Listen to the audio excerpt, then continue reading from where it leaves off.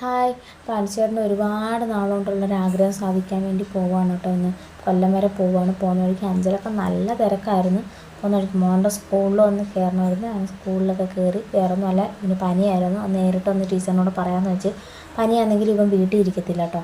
ഞങ്ങൾ എവിടെയെങ്കിലും പോകണമെന്ന് വെച്ചാൽ ഇവൻ അപ്പോഴും കൂടെ വരണം. എൻ്റെ അച്ഛൻ്റെ അമ്മയുടെ കൂടെ നിൽക്കാൻ പറഞ്ഞാൽ കേൾക്കത്തില്ല. ഇവൻ ചോദിക്കും, നിങ്ങൾ പോകുന്നിടം എല്ലാം കുഞ്ഞാവെ കൊണ്ടുപോകില്ല, പിന്നെ എന്നെ കൊണ്ടുപോയാലും എന്താ? അങ്ങനെ മനസ്സ് വിഷമിക്കണ്ടല്ലോ എന്ന് കരുതി പനിയാണെങ്കിൽ അവനെ കൂടെ കൊണ്ടുപോയി. അപ്പോൾ നമ്മൾ കൊല്ലത്ത് ശക്തികുളങ്ങര അവിടെ കേട്ടോ പോകുന്ന വഴി നമുക്ക് ഒരുപാട് പ്ലാനുണ്ട്. നമുക്ക് എന്താ പറയുക, ബീച്ചിൽ പോകണം, അത് കഴിഞ്ഞ് നമുക്ക് ചേച്ചിയുടെ വീട്ടിൽ പോകണം എന്നൊക്കെ ഉള്ള പ്ലാനുണ്ട്. അങ്ങനെ നമ്മൾ 2:30 ആയപ്പോഴത്തേനും വീട്ടിൽ നിന്ന് ഇറങ്ങി കേട്ടോ. അതായത് 5 വീട്ടിൽ നിന്ന് നമ്മൾ 2:30 ആയപ്പോഴത്തേനും ഇറങ്ങി പിന്നെ നേരെ പോയി കേട്ടോ. ഒരുപാട് നാളുകൊണ്ടൊരു ആഗ്രഹമില്ല, അപ്പോൾ ഇന്നങ്ങ് സാധിക്കാമെന്ന് വെച്ച്. എല്ലാത്തിനും അതിൻ്റേതായിട്ടുള്ള സമയമില്ല. ഈ ദാസാന്ന് പറയുന്നത് ഇന്നാണ് അതിൻ്റെ സമയം ഒത്ത് ഞങ്ങൾക്ക് വന്നത്. കൊല്ലത്ത് ശക്തികുളങ്ങര എന്ന് പറയുന്ന കോയിലോൺ നെറ്റ് എന്ന് പറയുന്നൊരു കടയിലാണ് കേട്ടോ. നമ്മൾ കടയിലെത്തി. അപ്പം നമുക്ക് വരുന്ന സ്ഥലങ്ങളായ 2ാമത്തെ നിലയിലായിരുന്നു. നമ്മൾ സ്റ്റെപ്പ് കയറി 2ാമത്തെ നിലയിൽ പോയി. വേറൊന്നുമല്ല, അഞ്ചേട്ടൻ്റെ ചൂണ്ട വാങ്ങിക്കാൻ വേണ്ടി പോവുകയാണ്. ചൂണ്ട എന്ന് പറയുമ്പോൾ സ്റ്റിക്ക്.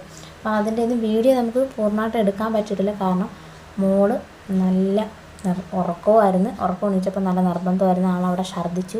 പിന്നെ അതവിടെ ക്ലീനിങ് ആയി. അങ്ങനെ വീഡിയോ ഒന്നും എടുക്കാനൊന്നും പറ്റിയില്ല. ഇതാണ് സ്റ്റിക്കിൻ്റെ ഒരു കളക്ഷനാണ് കേട്ടോ. ഇത് ഒരുപാടുണ്ട്. നമ്മളതിൽ നിന്ന് സ്റ്റിക്ക് വാങ്ങിച്ചു. അതിൻ്റെ മോട്ടറോ അങ്ങനെ എന്തോ, അതിൻ്റെ ഫുൾ ഡീറ്റെയിൽ ആയിട്ട് എനിക്കൊന്നും അറിയത്തില്ല കേട്ടോ. അതിൻ്റെ ഫുൾ ഡീറ്റെയിൽ ആയിട്ടുള്ള വീഡിയോ പിന്നെ ഇടാം, അതിൻ്റെ റേറ്റും കാര്യങ്ങളെല്ലാം. അപ്പോൾ ഇവിടെ ഓരോ മീൻ പിടിക്കാൻ വേണ്ടി ഓരോ രീതിയിലുള്ള കുഞ്ഞു ഡെമോ മീനുകളൊക്കെ ഉണ്ട് കേട്ടോ. അതൊന്നും നമ്മൾ അപ്പോഴും വാങ്ങിച്ചിട്ടില്ല. നമ്മളിപ്പോൾ സ്റ്റിക്കും അതിൻ്റെ ആ മോട്ടർ ഉണ്ടല്ലോ, അതും കൂടെയാണ് വാങ്ങിക്കാൻ പോയത്. അപ്പോൾ അത് വാങ്ങിച്ചിട്ട് വാങ്ങിച്ചെല്ലാം വെളിയിറങ്ങിയപ്പോൾ മണി 5 ആയി കേട്ടോ. കാരണം നല്ല വിശപ്പുണ്ടായിരുന്നു. ഞാൻ പറഞ്ഞ ഉച്ചയ്ക്ക് ഫുഡ് കഴിച്ചിട്ട് ഇറങ്ങിയാൽ മതി എന്ന് പറഞ്ഞിട്ട് കേൾക്കാതെ കൊണ്ട് ഇപ്പോൾ നമുക്ക് അവിടുന്ന് കഴിക്കാൻ പുറത്തുനിന്ന് എവിടുന്നേലും ആവാം എന്ന് കരുതി പോയി. അവിടെ കൊല്ലത്ത് ചെന്നപ്പോൾ ആളുടെ സ്വഭാവം മാറി കേട്ടോ. സാധനം വാങ്ങിച്ചാൽ അപ്പോഴും വാങ്ങിച്ചേ പറ്റൂ, ധൃതിയായിപ്പോയി. ഫുഡ് കഴിച്ചില്ലേലും വേണ്ടില്ല, അത് വാങ്ങിച്ചാൽ മതി എന്നുള്ള രീതിയിൽ ആയി. ഫുഡ് കഴിക്കാൻ വന്നപ്പോഴത്തേനും 5 മണിയായി. നല്ല വിശപ്പുണ്ടായിരുന്നു. നല്ലൊരു റെസ്റ്റോറൻ്റ് ആയിരുന്നു കേട്ടോ. ഇറാനി കുഴിമന്തി എന്ന് പറയുന്നൊരു കടയാണ്. അപ്പം നല്ല വൃത്തിയും നല്ല നീറ്റുമായിരുന്നു. പിന്നെ അവിടുത്തെ സർവീസ് സൂപ്പറായിരുന്നു കേട്ടോ. സർവീസായാലും മറ്റുള്ള സ്റ്റാഫുകളായാലും നല്ല. പിന്നെ ശിവാനി നിർബന്ധമൊക്കെ തുടങ്ങിയപ്പോൾ അവർ ശിവാനിയെ കളിപ്പിക്കാനും ഒക്കെ ആയിട്ട് അവരൊക്കെ അങ്ങനെ എടുത്തുകൊണ്ട് പോയി. നമ്മൾ ആദ്യം അകത്തായിരുന്നു കേട്ടോ ഇരുന്ന് ഫുഡ് കഴിക്കാൻ വേണ്ടി. അപ്പം മോള് കരച്ചിലായതുകൊണ്ട് ഞങ്ങൾ പിന്നെ ഔട്ട് സൈഡ് ഇറങ്ങി പുറത്തിരുന്ന് കഴിക്കാനെന്ന് കരുതി. അന്നറിഞ്ഞാൽ പുറത്തിരുന്ന് കഴിക്കുന്നതായിരുന്നു കേട്ടോ നല്ലത്. കാരണം ഫുഡ് നമ്മൾ കുക്ക് ചെയ്യുന്നത് ഡയറക്റ്റ് നമുക്ക് കാണാൻ പറ്റും. നല്ല നീറ്റായിരുന്നു, നല്ല സൂപ്പർ ഫുഡുമായിരുന്നു കേട്ടോ. അപ്പം നമ്മൾ ബിരിയാണിക്കായിരുന്നു ഓർഡർ ചെയ്തത്, പക്ഷേ ബിരിയാണി ഇല്ലായിരുന്നു.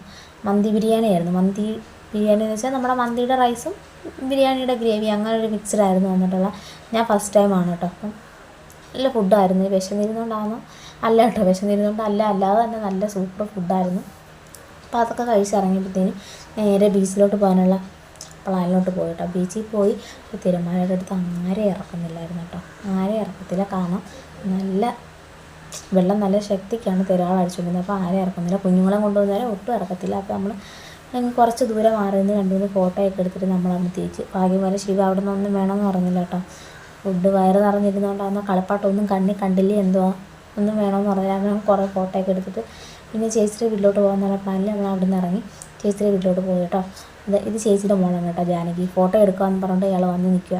അപ്പോൾ വീഡിയോ ഒന്നും ആൾക്ക് അറിയത്തില്ല.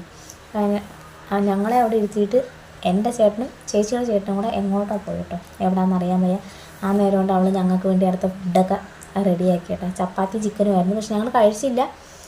ഞാൻ വാങ്ങിച്ചുകൊണ്ട് വന്നു കേട്ടോ. ഹോട്ടലിൽ നിന്ന് വാങ്ങിക്കുന്ന എനിക്ക് പാഴ്സൽ ഇങ്ങനെ വീട്ടിലേക്ക് വാങ്ങിച്ചുകൊണ്ട് വന്നു. പോകുന്ന വഴിക്ക് നമ്മൾ തിരിച്ച് ഇറങ്ങി വന്ന വഴിക്ക് നമ്മളൊരു കടയിൽ കയറിയിട്ട് എനിക്ക് വെള്ളം കുടിച്ചോളാൻ വായിച്ചായിരുന്നു. വെള്ളം കുടിക്കാൻ വേണ്ടി കയറി വെള്ളവും വാങ്ങിച്ച സാധനങ്ങളെല്ലാം വാങ്ങിച്ചപ്പോൾ പറഞ്ഞ് അവിടെ GP ഇല്ലെന്ന്.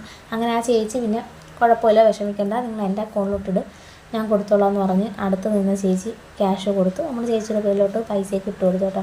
ആ ചേച്ചി ഇല്ലായിരുന്നു ഞങ്ങൾ ആ കടയിൽ നിന്ന് പെട്ടുപോയേനെ. കാരണം വെള്ളം വാങ്ങിച്ച് കുടിക്കുകയും ചെയ്തു, നാണം കെട്ട് പോയേനെ കേട്ടോ. തിരിച്ച് നമ്മൾ 5 എത്തി കേട്ടോ. 5 എത്തിയപ്പോഴത്തേനും ആളുടെ മടിയിലിരുന്ന് പോകാൻ വേണ്ടി ശിവാനി ഭയങ്കര കരച്ചിലായിരുന്നു. ഇത് എൻ്റെ ആങ്ങളെ ശീലിപ്പിച്ചാണ് കേട്ടോ. ഈ ഡ്രൈവ് ചെയ്യുമ്പോൾ അവളെ എടുത്ത് മടിയിലിരുത്തുന്നത്.